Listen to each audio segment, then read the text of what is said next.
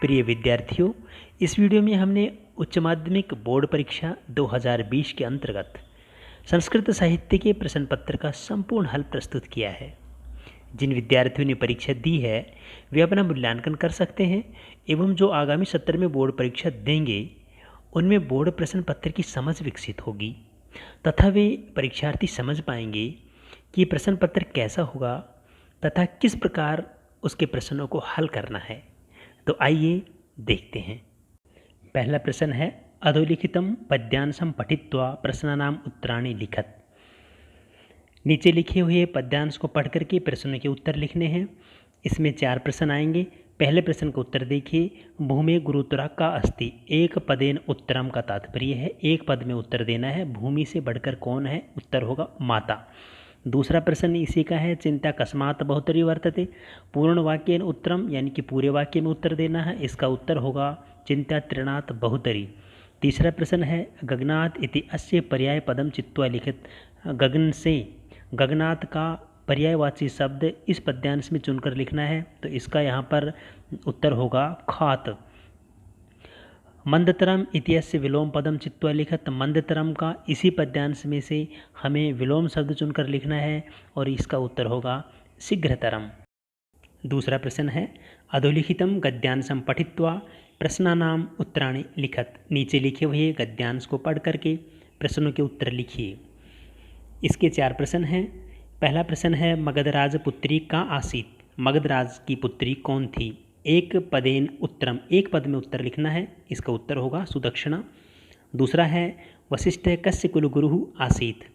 पूर्ण वाक्येन उत्तरम पूरे वाक्य में उत्तर लिखना है। इसका वशिष्ठ किसके कुलगुरु थे? इसका उत्तर होगा वशिष्ठ है। राज्य दिलीपस्य कुलगुरु आसीत। तीसरा प्रश्न है लोकललाम है दिलीप है इत्यत्र विशेषण पदम किम अस्ति। लोकललाम और दिलीप इन दोनों पदों में से विशेषण पद कौन सा है? तो इसका उत्तर होगा लोकललाम है। चौथा प्रश्न है समुद्र इतिहास से पर्याय पदम गद्यांशात चित्वा लिखत। इस पद का पर्याय पद गद्यांश में से चुन करके हमें लिखना है। तो इसका उत्तर होगा पयोधि ही। तीसरा प्रश्न है अधोलिखितम नाट्यांशम पठित्वा प्रश्नानाम उत्तराणि लिखत। नीचे लिखे हुए नाट्यांश को पढ़ करके प्रश्नों के उत्तर लिखिए। पाठ्यपुस्तक के नाट्यांश का प्रश्न होगा ये। इसमें भी 4 ही प्रश्न होंगे। पहला प्रश्न है विधि कस्याः अनुकूलो भविष्यति। एक पदेन उत्तरम। भाग्य किसके अनुकूल होगा? एक पद में उत्तर लिखना है और इसका उत्तर है सीतायाः। आर्यपुत्र है इति शब्द है कस्य कृते प्रयुक्त है। दूसरा प्रश्न है पूर्ण वाक्येन उत्तरम। ये पूरे वाक्य में इसका उत्तर लिखना है। इसका उत्तर होगा आर्यपुत्र है इति शब्द है रामस्य कृते प्रयुक्त है। तीसरा प्रश्न है गच्छति इदानीम आर्यपुत्र इति अत्र गच्छति क्रियाया कर्ता कै। यहाँ पर गच्छति क्रिया का कर्ता कौन है? इसका उत्तर आएगा आर्यपुत्र है। आयुष्मतो कुशलवयोः इति अत्र विशेष्य पदम किम अस्ति। यहाँ पर विशेषण और विशेष्य पदों में से विशेष्य पद पूछा है और इसका उत्तर होगा कुशलवयोः। चौथा प्रश्न है रेखांकित पदानि आधृत्य प्रश्न निर्माणम कुरुत। रेखांकित पदों को आधार बना करके प्रश्न निर्माण कीजिए। पहला है सर्वः स्वार्थम समीहते। यहाँ रेखांकित पद है सर्वः। इसके स्थान पर हमें लगाना है कह और प्रश्न बनेगा कह स्वार्थम समीहते प्रश्नवाचक चिन्ह। दूसरा है वेदानाम अंतिमो भागः वेदांत है। यहाँ पर वेदानाम के स्थान पर हमें प्रश्न निर्माण करना है। इसके स्थान पर लगाएंगे हम केशाम। केशाम अंतिमो भागः वेदांत है और प्रश्नवाचक चिन्ह। तीसरा है अमर शक्ति है त्रये पुत्रा आसन। यहाँ संख्या है तो कति से प्रश्न बनाएंगे। अमर शक्ति है कति पुत्रा आसन। इस प्रकार से प्रश्न बन जाएंगे। 5वां प्रश्न है निम्नलिखित वाक्योः भावार्थ है हिंदी भाषया संस्कृतेन वा लिखत। निम्नलिखित वाक्यों का भावार्थ हिंदी या संस्कृत भाषा में लिखना है। यहाँ पर हमें 2 वाक्य दिए जाएंगे मंत्रांश या श्लोकांश। उनके हमें भावार्थ लिखना है। यहाँ 2 दिए हैं सह वीर्यम करवावहि प्रथम पाठ का है और चत्वारि तस्य वर्धन्ते आयुर्विद्या यशोबलम यह मानव धर्म पाठ से लिया गया है। पहले मंत्रांश का भावार्थ होगा सहवीर्यम करवावहि। मूलतः कठोपनिषद के शांति पाठ से संकलित इस मंत्रांश में कहा गया है कि हम दोनों पराक्रम को प्राप्त करें। अर्थात हे परमेश्वर हम दोनों गुरु और शिष्य की आप रक्षा करें, वह हम दोनों शक्ति से संपन्न होवें। और दूसरा है चत्वारि तस्य वर्धन्ते आयुर्विद्या यशोबलम। मानव धर्म पाठ से उद्धृत यह श्लोकांश मूलतः मनुस्मृति से संकलित है। इसका भाव है कि जो व्यक्ति अभिवादनशील है और वृद्ध जनों की सेवा करता है उसकी आयु, विद्या, यश और बल ये सभी वृद्धि को प्राप्त होते हैं। छठा प्रश्न देखिए, अधोलिखितस्य श्लोकस्य अन्वय सहितम सरलम अर्थम हिंदीयां संस्कृते वा लिखत। नीचे लिखे हुए श्लोकांश का अन्वय सहित सरल अर्थ हिंदी या संस्कृत भाषा में लिखिए। तो हमें अन्वय करना है और उसके बाद उसका अर्थ लिखना है। इस श्लोक का अन्वय इस प्रकार से है, यह माम सर्वत्र पश्यति सर्वं च मयि पश्यति तस्य अहम न प्रणश्यामि स च मे न प्रणश्यति। इसका अर्थ होगा, श्री कृष्ण अर्जुन को उपदेश देते हुए कहते हैं कि जो सभी प्राणियों में आत्म स्वरूप मुझको देखता है और सभी प्राणियों को मुझ में देखता है उसके लिए मैं नष्ट नहीं होता हूँ और वह मेरे लिए नष्ट नहीं होता है। अर्थात वह प्राणी मुझ में ही स्थिर रहता है, वह मेरे लिए अदृश्य नहीं होता और मैं उसके लिए अदृश्य नहीं होता। सातवां प्रश्न है, निम्नलिखित शब्दयोः हिंदी भाषायाम आंग्ल भाषायाम व अर्थम लिखत। निम्नलिखित शब्दों का हिंदी या अंग्रेजी भाषा में अर्थ लिखिए। पहला है समवायः, इसका अर्थ होगा समूह, और दूसरा है वृषम, इसका अर्थ होगा अत्यधिक। प्रश्न संख्या 8 से प्रश्न संख्या 13 तक पाठ्यपुस्तक के विविध प्रश्न होंगे। 8वां प्रश्न है, पूज्यमानः अपि देवताः न ते प्रसीदन्ति इत्यत्र प्रसीदन्ति इति क्रियाया कर्ता कै अस्ति। इसका उत्तर होगा देवताः।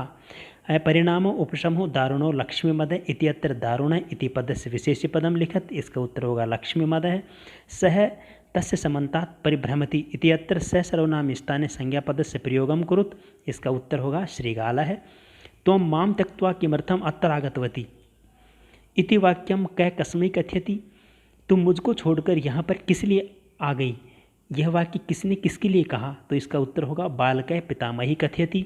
भार्याः मित्रम गृहे सत् इत्यत्र रेखांकित पदस्य विलोम पदम लिखत, और इस मित्र का यहाँ पर विलोम पद होगा शत्रुः।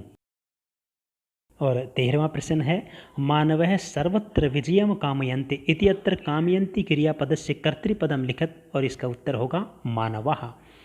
14वां प्रश्न है, वेदांगानि कति कस्यचित् एकस्य संक्षिप्तम परिचयम लिखत। वेदांग कितने हैं और किसी एक का संक्षिप्त परिचय लिखिए। प्रश्न नंबर 14, 15 और 16 संस्कृत साहित्य के इतिहास से होंगे।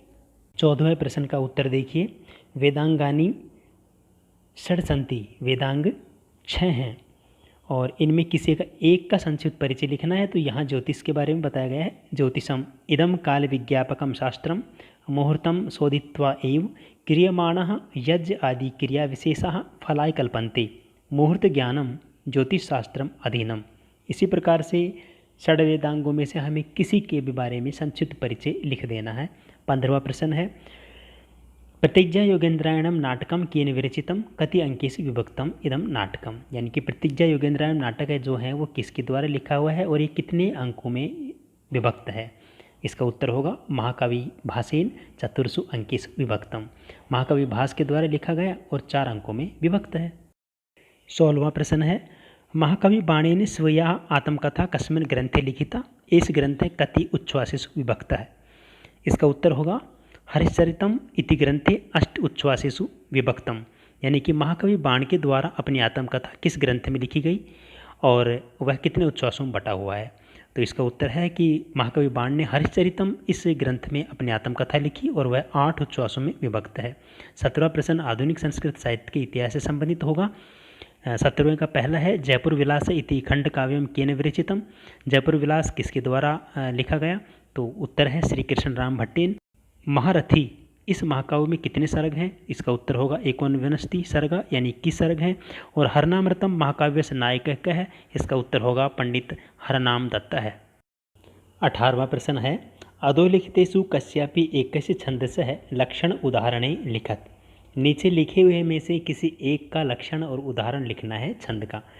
छंद दिए हैं 3, इंद्रवज्रा, मंदाक्रांता और हरिणी। इनमें से हमें किसी एक का लक्षण और उदाहरण लिखना है।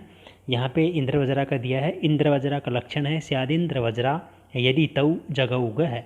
इसका उदाहरण है अर्थो ही कन्या परकीय एव तामद्य संप्रेष्य पर ग्रहीतु जातो मम अयम विशदः प्रकामम प्रत्यर्पितन्यासिव अंतरात्मा।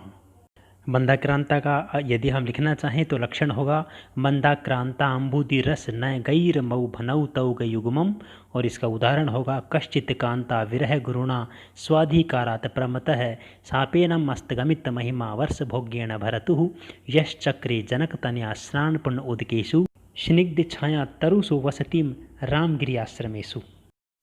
हरिणी का लक्षण होगा न समरसलागः षड्वेदै है हरिणी मता।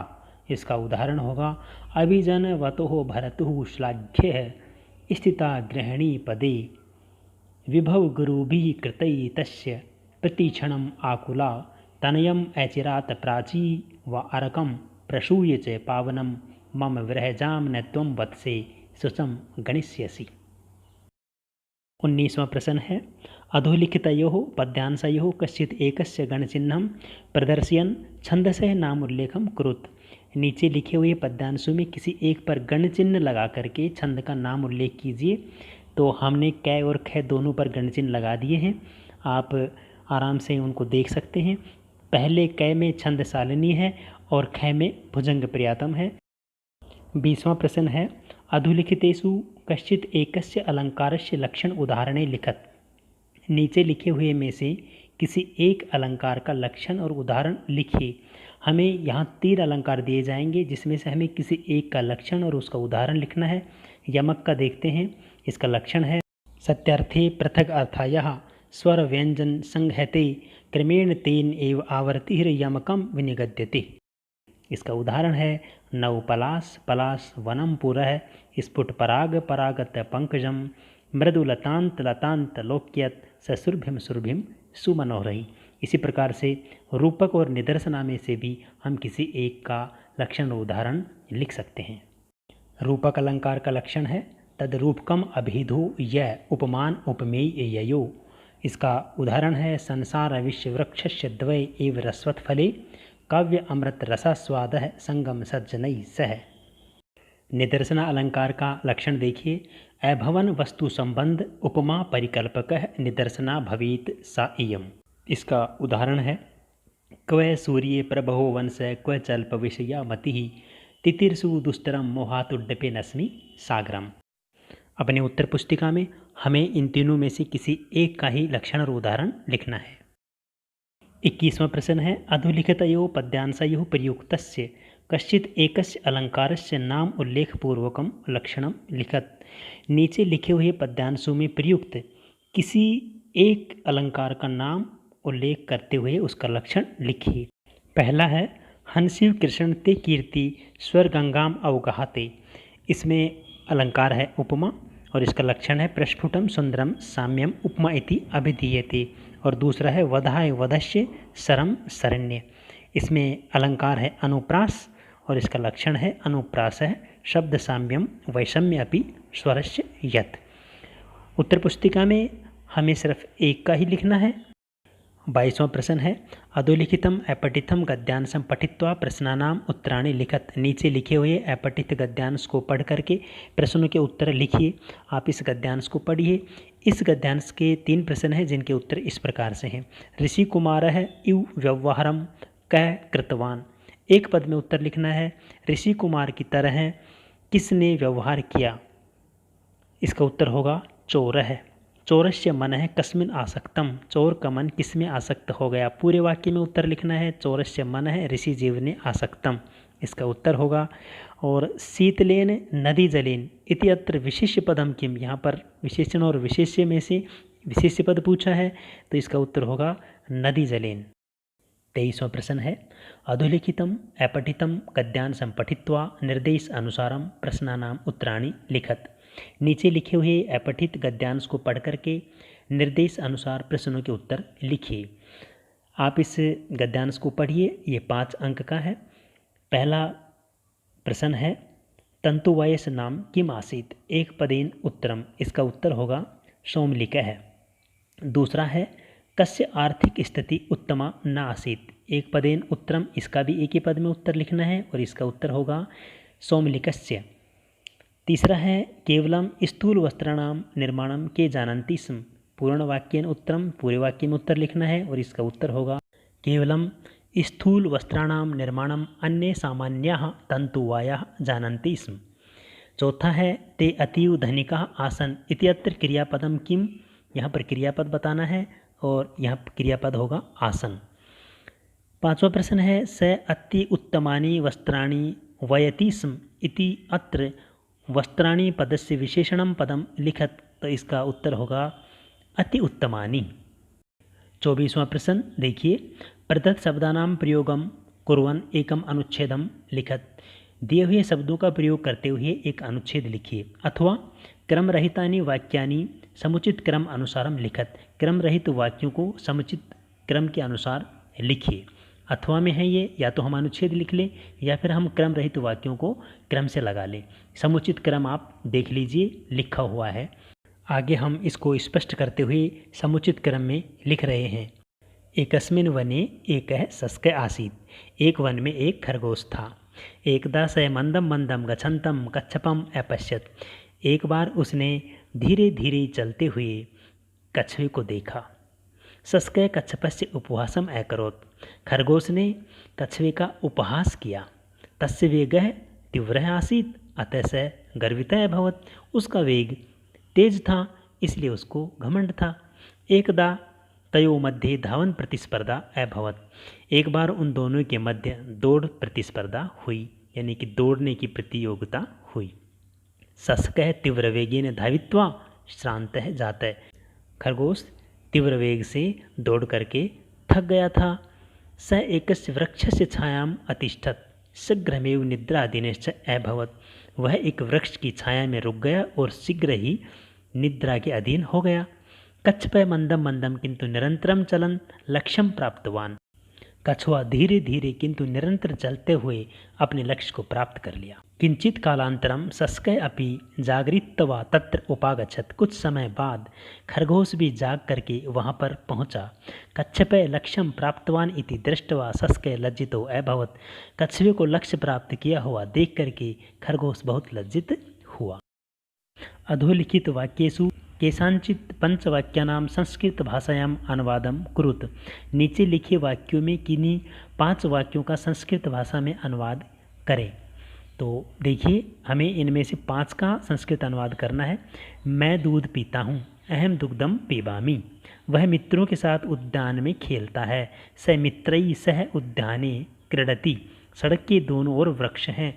राजमार्गम अभीतः वृक्षाः सन्ति, सरोवर में कमल का फूल खिलता है। सरोवरे कमलम विकसति, बालक घोड़े से गिरता है।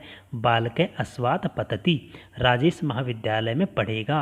राजेशः महाविद्यालये पठिष्यति। वीणा ने कल श्रीमद्भगवद्गीता पढ़ी। वीणा है श्रीमद्भगवद्गीताम् अपठत्, आप मुझे पुस्तक दो। भवान् मह्यं पुस्तकं ददातु। 26वां प्रश्न है अधोलिखित पदयोः सूत्र उल्लेखपूर्वकम संधि विच्छेदम कुरुत। पहला है हरये, हरे प्लस ए, सूत्र होगा एचो अवयव, और दूसरा है विष्णुदय, विष्णु धन उदय, सूत्र है अकः सवर्णे दीर्घ है। 27वां प्रश्न है अधोलिखित पदयो सूत्र उल्लेखपूर्वकम संधि कुरुत। विच्छेद है, यहाँ संधि करना है। पहला है महाधन इंद्र, इसका उत्तर होगा महेंद्र है, आद गुण है, और गंगा प्लस ओघ है, गंगोघ है, सूत्र होगा वृद्धि रेचि।